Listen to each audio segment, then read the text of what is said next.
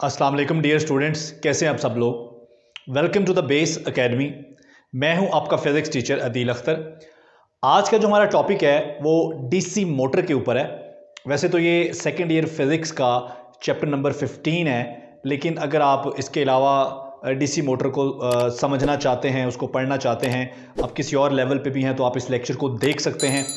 तो इस लेक्चर में हम स्टार्ट करेंगे डीसी मोटर की डेफिनेशन से, फिर हम उसका प्रिंसिपल देखेंगे, उसकी कंस्ट्रक्शन देखेंगे, और जो सबसे इंपॉर्टेंट चीज़ है यहाँ पर वो है उसकी वर्किंग।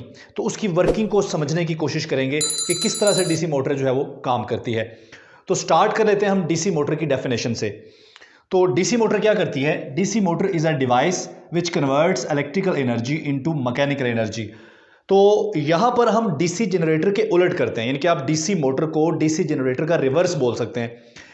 जनरेटर में क्या था? डीसी जनरेटर में हम मैकेनिकल एनर्जी प्रोवाइड कर रहे थे, यानी कि जो कॉइल थी हमारी जनरेटर की, उसको हम किसी मैकेनिकल सोर्स के जरिए, ठीक है, टरबाइन के जरिए या किसी और तरीके से कॉइल को हम खुद घुमा रहे थे, उसको मैकेनिकल एनर्जी दे रहे थे, और उसके बदले में हमें क्या मिल रहा था? हमें मिल रही थी इलेक्ट्रिकल एनर्जी। तो यहां पर हमने रिवर्स करना है। यहां पर हमने इलेक्ट्रिकल एनर्जी या करंट खुद प्रोवाइड करना है, और उस करंट से हमें मैकेनिकल वर्क मिलेगा, या हमें जो आउटपुट मिलेगी उस आउटपुट से हम कोई मैकेनिकल वर्क ले सकते हैं, यानी कि हम कोई फैन उससे चला सकते हैं, या कोई भी मैकेनिकल वर्क उस आउटपुट से लिया जा सकता है। तो इनपुट आउटपुट रिवर्स हुआ। जनरेटर में हमारा जो इनपुट था वो था मैकेनिकल वर्क, और हमारा आउटपुट जो था वो थी इलेक्ट्रिकल एनर्जी। तो यहां पर हमारा इनपुट है इलेक्ट्रिकल एनर्जी और हमारा आउटपुट है मैकेनिकल वर्क। तो ये है जी हमारी डीसी मोटर की डेफिनेशन। अब ये जिस तरह इसके नाम से ज़ाहिर है डीसी मोटर, तो इसका मतलब है कि यहां जो करंट आप दे रहे हैं इनपुट के तौर पर वो डीसी करंट होगा। उसके बाद है जी इसका प्रिंसिपल। तो इसका प्रिंसिपल हम ऑलरेडी पढ़ चुके हैं कि जब भी कोई करंट कैरिंग कॉइल, यानी कि कोई भी ऐसी कॉइल, जिस तरह ये मेरे पास एक कॉइल है, ठीक है, कोई भी ऐसी कॉइल जिसको आपने मैग्नेटिक फील्ड के अंदर रखा हो, ठीक है, और इस कॉइल में करंट भी गुजर रहा हो, तो इस सूरत में ये कॉइल जो है ये एक टॉर्क एक्सपीरियंस करेगी, ठीक है। इस पे एक टॉर्क लगेगा जो इस कॉइल को रोटेट करवाएगा, ठीक है, क्लॉकवाइज या एंटी क्लॉकवाइज, डिपेंड करता है कि करंट की डायरेक्शन क्या है, ठीक है। तो इसका जो प्रिंसिपल है वो है, when a current carrying coil placed in a uniform magnetic field it experiences a torque. तो ये बड़ा सिंपल सा प्रिंसिपल है जो ऑलरेडी हम पढ़ चुके हैं। उसके बाद जो तीसरी इंपॉर्टेंट चीज़ है वो है इसकी कंस्ट्रक्शन। तो इसकी कंस्ट्रक्शन में सबसे पहले तो हमारे पास ये दो पोल्स आपको नज़र आ रहे हैं मैग्नेटिक फील्ड के। यहाँ पर हमने परमानेंट मैग्नेट यूज़ किया है, इसके अलावा इलेक्ट्रोमैग्नेट भी यूज़ किया जा सकता है, लेकिन यहाँ पर हमने परमानेंट मैग्नेट यूज़ किया है। ये उसका नॉर्थ पोल है और ये उसका साउथ पोल है। इसके अंदर हमारा ये आर्मेचर है, यानी कि हमारी कॉइल है। यहाँ पर आप सिंपल कॉइल भी यूज़ कर सकते हैं, या एक ऐसी कॉइल भी यूज़ कर सकते हैं जिस पर बहुत ज़्यादा नंबर ऑफ टर्न्स हो, a coil with many number of turns. तो ऐसी कॉइल को आर्मेचर भी बोला जा सकता है। तो यहाँ पर उसके बाद कॉइल के बाद हमारे पास क्या है? हमारे पास एक स्प्लिट रिंग है। उस रिंग के दो हाफ हैं, ठीक है।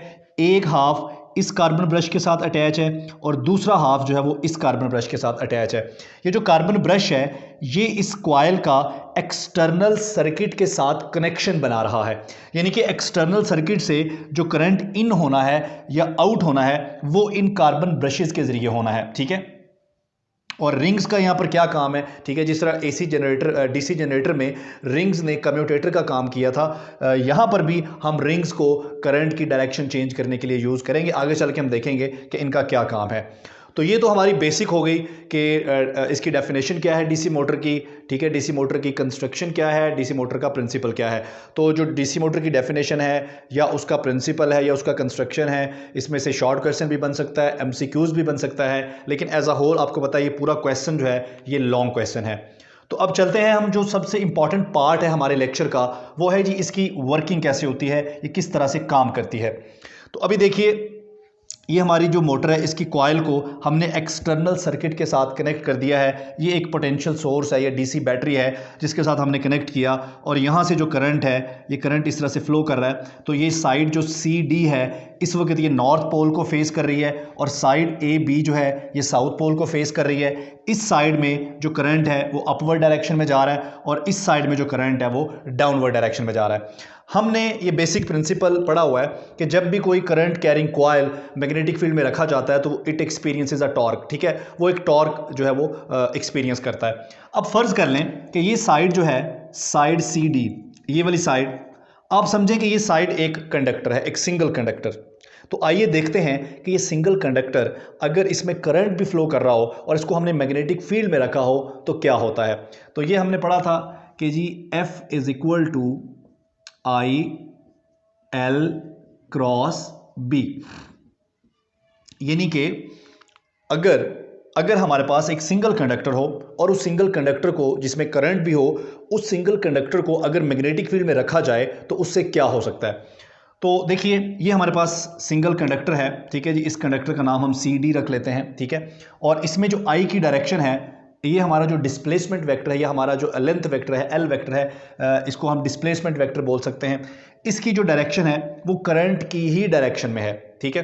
तो इस सूरत में ये जो फोर्स है, ये फोर्स एल और बी इस प्लेन के परपेंडिकुलर होगी, यानी कि जिस प्लेन में एल और बी हैं, फोर्स उस प्लेन के परपेंडिकुलर होगी। तो हम एल और बी का प्लेन ढूंढते हैं। वो प्लेन ढूंढने के लिए हम यहाँ पर राइट हैंड रूल यूज़ कर लेते हैं। इस कॉइल से भी आप इसको समझ सकते हैं, ठीक है जी, छोटा सा मॉडल है, यहाँ से भी आप समझ सकते हैं।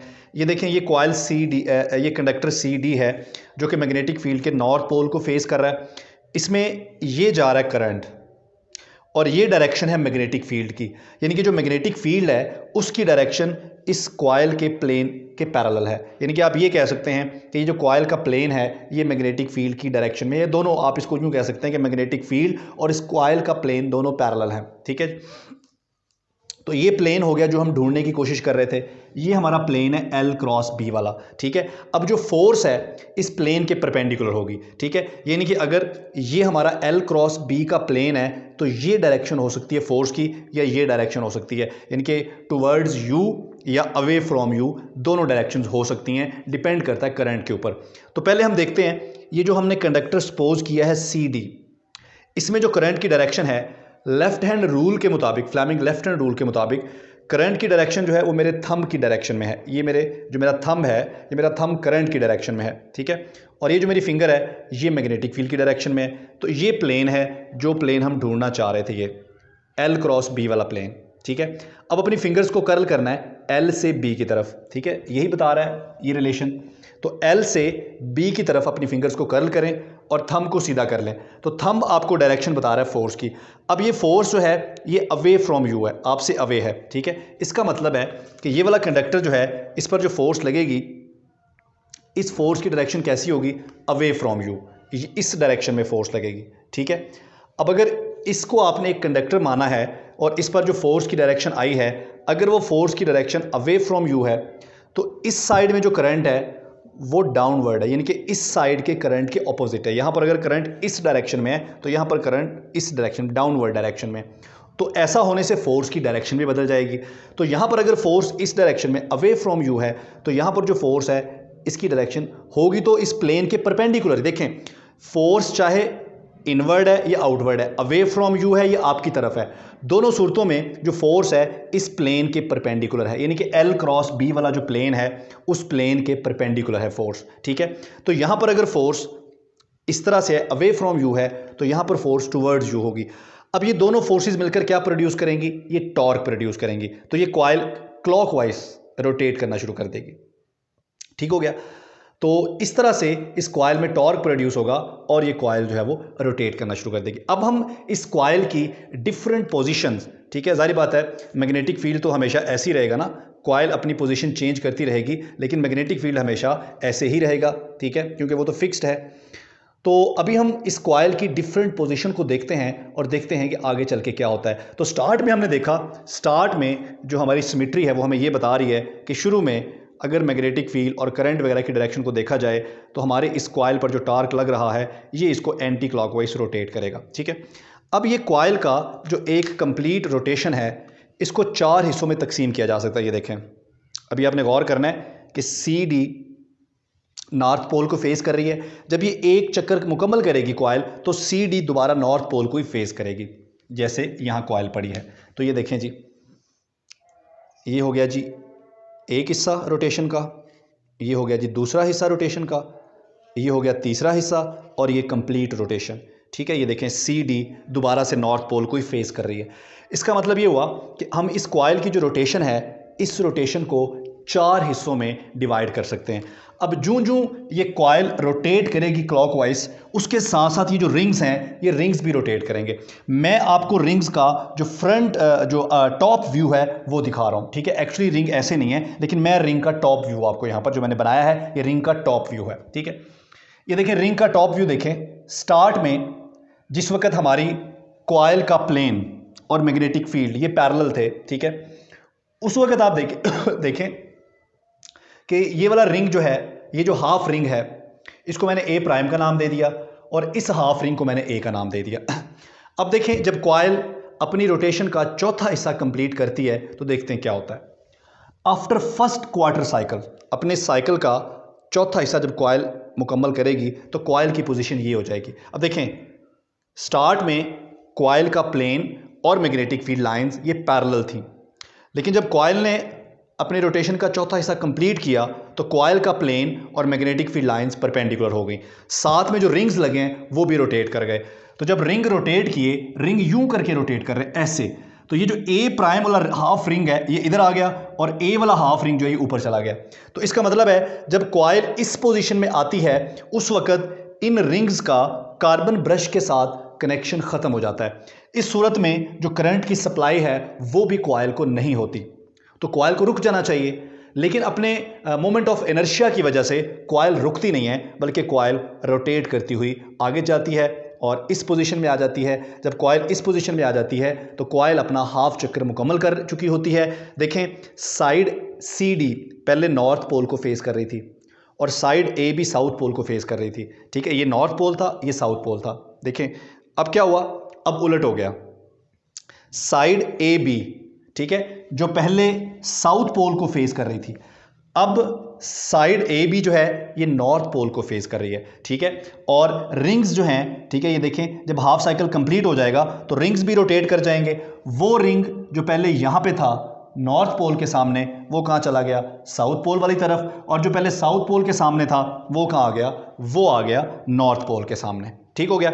अब भी सूरत में ये जो साइड ए बी है, इसमें करंट की डायरेक्शन क्या हो जाएगी, अपवर्ड।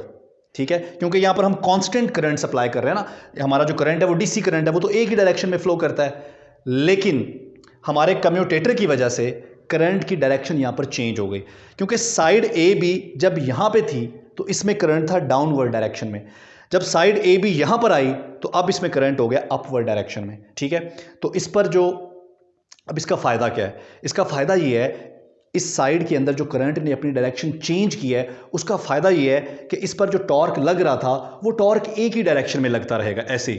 ठीक है, अगर करंट की डायरेक्शन चेंज ना होती तो सोचो क्या होता।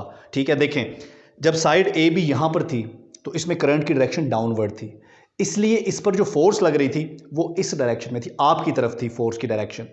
अगर साइड ए बी के अंदर करंट वैसे ही रहता जब ये यहाँ पर आई है, अगर इसमें करंट डाउनवर्ड ही रहता, ठीक है, तो इसमें जो फोर्स की डायरेक्शन है जब ये नॉर्थ पोल को फेस करती तो इसमें फोर्स की डायरेक्शन आपकी तरफ होने की बजाय कैसे हो जाती। ठीक है, यहाँ पर इसमें फोर्स की डायरेक्शन क्या थी, अपवर्ड थी, यूं करके, क्योंकि इसमें करंट क्या था, डाउनवर्ड था, और ये कॉइल हमारी रोटेट कर रही थी क्लॉकवाइज।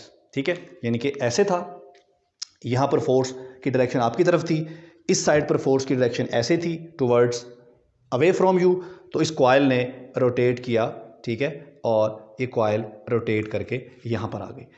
अब अगर इसमें करंट की डायरेक्शन, मैं ये कह रहा हूँ, अगर इसमें करंट की डायरेक्शन चेंज ना होती, करंट की डायरेक्शन वही रहती जो यहाँ पर थी, यानी कि यहाँ पर भी करंट डाउनवर्ड था, यहाँ पर भी डाउनवर्ड था, तो उसका नुकसान ये होता कि फोर्स की डायरेक्शन जो पहले ऐसे थी, फोर्स की डायरेक्शन ऐसे ही रहती, तो कॉइल क्या होता, कॉइल हाफ रोटेशन कंप्लीट करने के बाद जब यहाँ पर आती तो फोर्स की डायरेक्शन इधर यही रहती, इधर यही रहती, तो क्या होता जी, ये कॉइल रोटेट करके वापस चली जाती। ठीक है, इसका मतलब है कि यहाँ पर करंट की डायरेक्शन चेंज करना ज़रूरी था। अगर हम चेंज ना करते तो क्या होता, ये कॉइल हाफ रोटेशन कंप्लीट करती और कंप्लीट करने के बाद वापस चली जाती, तो कॉइल बजाय रोटेट करने के ऑसिलेशन शुरू कर देती। ठीक है, ये तो हम नहीं चाहते, हम तो कॉइल को रोटेट करना चाहते हैं। इसलिए जब कॉइल ने हाफ रोटेशन कंप्लीट किया तो दोनों साइडों में करंट की डायरेक्शन चेंज हो गई। ये साइड जब यहाँ पे थी तो करंट डाउनवर्ड था, यही साइड जब यहाँ पर आई तो करंट अपवर्ड हो गया। इसका फ़ायदा ये हुआ कि यहाँ पर जो फोर्स लग रही है वो अभी भी अवे फ्रॉम यू है, और यहाँ पर जो फोर्स इस कंडक्टर पर लग रही है वो टुवर्ड्स यू है। तो फ़ायदा ये होगा कि कॉइल एक ही डायरेक्शन में रोटेट करती रहेगी। ठीक है जी, तो इस तरह से ये कॉइल काम करती है। हाफ रेवोल्यूशन के बाद हम यहाँ पहुँच चुके थे।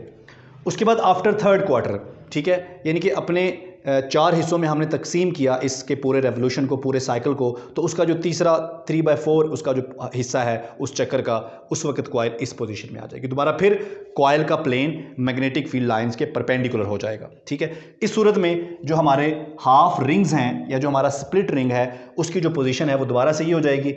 इस सूरत में दोबारा फिर करंट की सप्लाई यहाँ से नहीं होगी, लेकिन अपने इनर्शिया की वजह से कॉइल रुकेगी नहीं बल्कि दोबारा से रोटेट करेगी।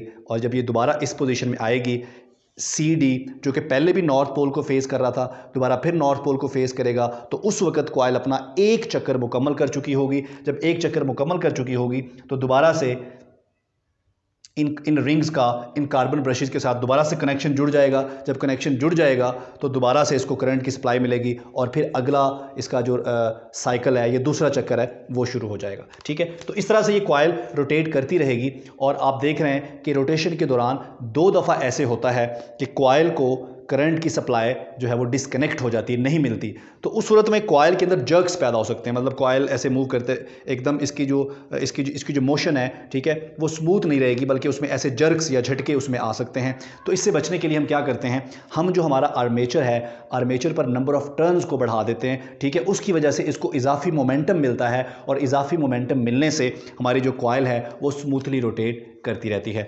तो बच्चों, इसकी अगर एप्लीकेशंस की बात की जाए तो मेरा नहीं ख्याल कि हम हमारी ज़िंदगी में इसकी बहुत सारी एप्लीकेशंस आपको नज़र आती हैं। हमारी जो पानी वाली मोटर से लेकर पंखे के अंदर जो मोटर है, और बहुत सारी हमारी जो हमारे सर्किट्स हैं वहाँ मोटर लगी आपको नज़र आती है, जिससे बहुत सारे मैकेनिकल वर्क हम लेते हैं। ठीक है जी, फ़ैन के अलावा भी।